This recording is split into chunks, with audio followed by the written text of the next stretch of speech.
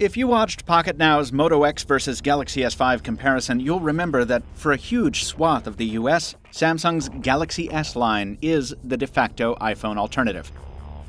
In most ways that matter, these smartphones are as different as can be. I'm Michael Fisher with Pocket Now, and this comparison is brought to you by Squarespace. Join me for Apple iPhone 6 versus Samsung Galaxy S5.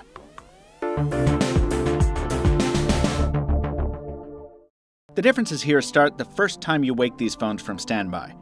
Both give you the ability to unlock with a fingerprint, but Apple has had 2 generations to refine Touch ID, which is much smoother, less awkward, and more reliable than Samsung's swipe method.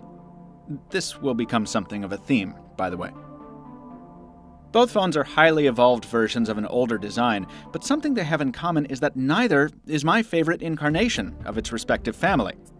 The Galaxy S5 feels at best typical and at worst chintzy, with its plastic housing and fake metal paint job, while the iPhone tries, and I think fails, to blend form and function with these awkward antenna inlays. The iPhone feels much more luxuriant, though, with its blended glass and curved metal, and if you're looking for a phone that feels like it costs hundreds of dollars, the Apple product is, as usual, the winner. That's at least partially because the Galaxy S5 has to accommodate so many more features than the iPhone. Their relative worth will depend on your own priorities, but even a partial list demonstrates the differences in strategy here. Samsung adds features first and asks questions later. Samsung's obsession with tweakability gives its display at least one really useful improvement.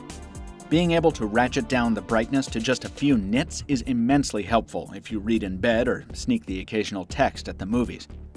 Elsewhere, the differences hew to the more traditional divides between